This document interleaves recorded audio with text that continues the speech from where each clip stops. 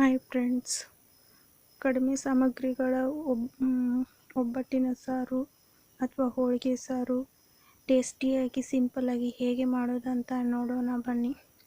ಒಂದು ಪಾತ್ರೆ ಬಿಸಿಯಾದ ನಂತರ ಅದಕ್ಕೆ ಸ್ವಲ್ಪ ಆಯಿಲನ್ನು ಹಾಕಿಕೊಳ್ಳುತ್ತಿದ್ದೇನೆ.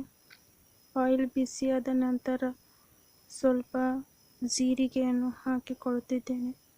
ಸ್ವಲ್ಪ ಸಾಸಿವೆಯನ್ನು ಹಾಕಿಕೊಳ್ಳುತ್ತಿದ್ದೇನೆ.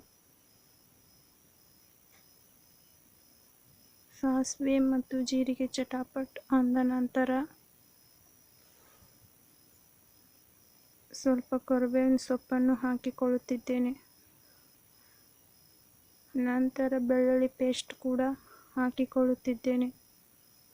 ಅದು ಸ್ವಲ್ಪ ಫ್ರೈ ಆದ ನಂತರ ರೋಸ್ಟೆಡ್ ಈರುಳ್ಳಿಯನ್ನು ಪೇಸ್ಟ್ ಮಾಡಿ ಹಾಕಿಕೊಳ್ಳುತ್ತಿದ್ದೇನೆ. ನಂತರ ಸ್ವಲ್ಪ ಹಳದಿಯನ್ನು ಹಾಕಿಕೊಳ್ಳುತ್ತಿದ್ದೇನೆ. ನಂತರ ಬೇಳೆ ಕಟ್ಟಿನ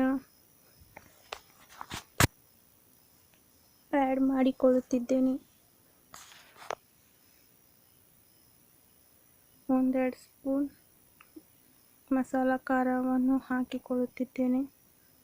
ರುಚಿಗೆ ತಕ್ಕಷ್ಟು ಉಪ್ಪನ್ನು ಹಾಕಿಕೊಳ್ಳುತ್ತಿದ್ದೇನೆ.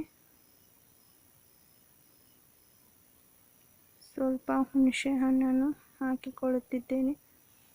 ಒಂದೆರಡು ಕುದಿ ಬಂದ ನಂತರ